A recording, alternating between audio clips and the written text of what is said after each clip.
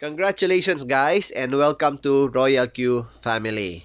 Okay, so today tutorial tayo kung paano ibabind ang Royal Q to Huobi account using API management. So, bago tayo mag-umpisa, huwag niyo kalimutan mag-subscribe sa YouTube channel ko at i-click niyo na rin ang notification bell para updated kayo sa mga video na ina-upload ko. Kung makakatulong naman tong video na to sa inyo, huwag nyo kalimutan i-click na rin ang like button. Okay, so start tayo. So, Royal Q, buksan natin yung app. Ito yung account ko. O, pakita ko na rin sa inyo magkano yung kinita ko for 2 weeks. Tingnan natin. Hindi pa naman kalakihan kasi maliit lang naman yung inilagay kong trading fund. Okay.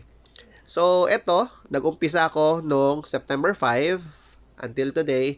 Ang total na kinita ko is 11.98 USDT. So, 654, maliit pa lang. Pero okay lang. Yan yung sa trading ko. Passive income. Wala nang ginagawa dyan. Si robot na bahala. Pero aside from that, meron din akong kita sa referral bonus. Pakita ko na rin sa inyo. I-click natin tong reward details. Dito makikita. Ayan. So, total na kinita ko, cumulative profit ko is 367 USDT. So, around 20,077. Depende sa current value ng cryptocurrency. Okay. So much for that. Punta tayo sa API. So, balik tayo sa home. Sa ibabaw makikita nyo yung yellow na box. Merong dalawang saksakan. I-tap nyo yan. Okay. And dito tayo sa Huobi kasi ito yung ituturo ko sa inyo paano i-bind ang Huobi account. Tap natin. Okay. Now, makikita mo tong colored yellow na word copy. Tap mo yan. Tapos buksan natin yung Huobi account. Okay, pasok tayo sa Huobi account. Okay. Once nandito na kayo sa dashboard nyo, make sure verify na yung account nyo ha. Ito sa upper left corner may icon na ibon. Tap mo yan. Tapos, etong general. Tap mo yung general. API management. Tap mo. Okay, need your fingerprint. Biometric. Okay, nakagawa ko ng Royal Q eh. Murahin na lang natin ito. Gawa tayo bago.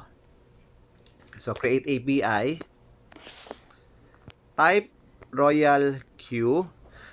Okay. Ang gagawin lang ni Huobi account is to read the trading and mag-trade. Wala siyang access sa withdraw. Huwag mo itatap ng withdraw ha. So, i-off natin dyan. Tapos, i-paste natin yung kinapi natin na AP address. Ayan, lalabas yan dyan. Tapos, sa baba, confirm. Ayan. Tapos, ang verification na inilabas ko is only phones para madali.